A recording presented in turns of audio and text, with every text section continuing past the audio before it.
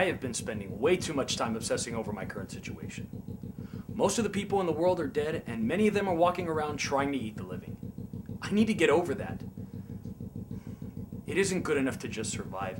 I need a reason to survive. I'm not a doctor yet, but I have a lot of medical books, and there are libraries full of information on how to go about curing diseases. I'm going to try to figure out how to cure Flex.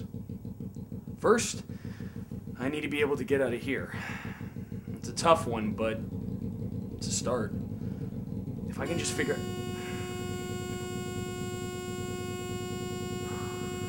Hold that thought.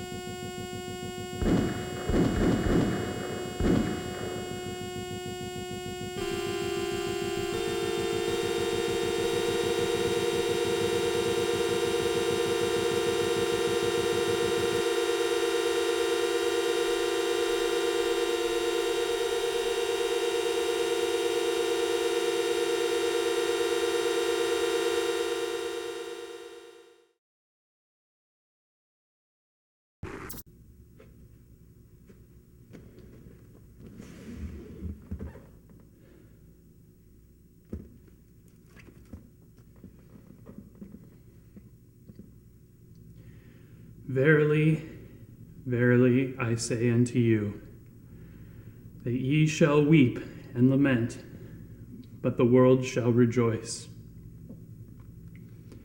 And ye shall be sorrowful, but your sorrow shall be turned into joy.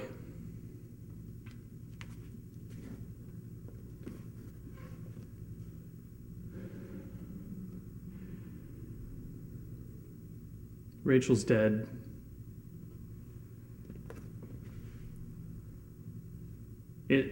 It rained the last 4 nights, and this morning the clouds were gone, and the sky was such a beautiful blue that it almost brought tears to our eyes. We hadn't seen any of these things since before the storm came, and the backyard's enclosed by a high fence, so we thought that if we were quiet, it would be safe to go outside just for a moment.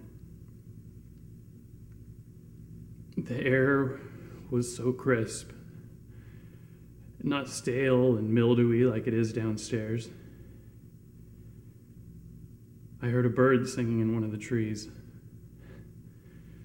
It's amazing how you can take something like that for granted. I had only turned away for a few seconds, but when I turned back, one of them was in the yard, and it had grabbed Rachel. I pushed it away, and suddenly there were more of them, and we fought them off somehow, and we got back inside, and they were pounding on the door and on the walls, and they were screaming and howling. We got back in, we locked the door, and that's when I saw that one of the things had bitten Rachel. I cleaned the wound with soap and water. I rinsed it with alcohol. I dressed it with a sterile gauze. The bite wasn't even that deep. It was more of just a bad scratch, but it wouldn't stop bleeding.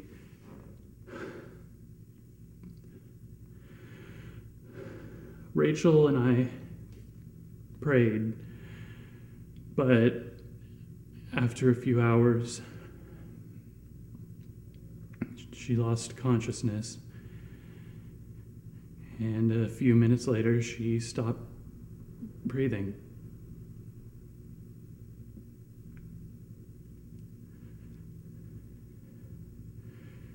It's my fault. I didn't stop and pray for God's protection before we went outside. I took our safety for granted.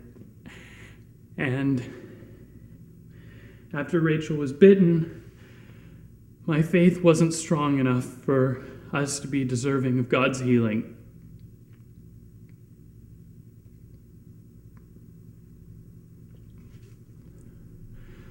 There's a small storage room connected to the garage. I can get in there without having to go outside. It has a dirt floor, and I can bury Rachel in there.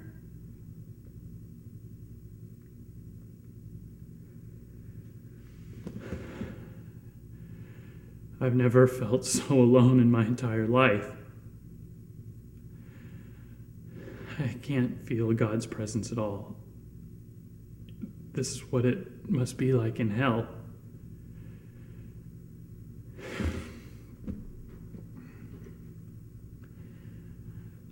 I know that Rachel and I will be together again someday, but until that day, I'll always remember today as when the world really did end. For me.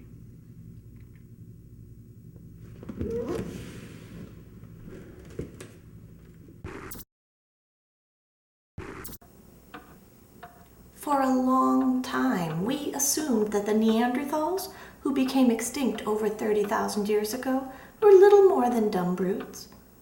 But over time, we learned that they buried their dead, made tools, and may have even had some sort of religion.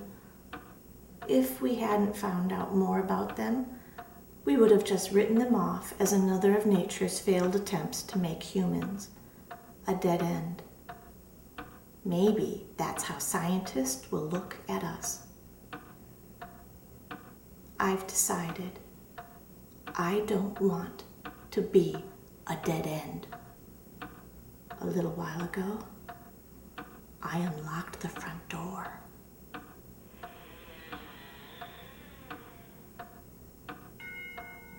My new friends are here. I have to greet them.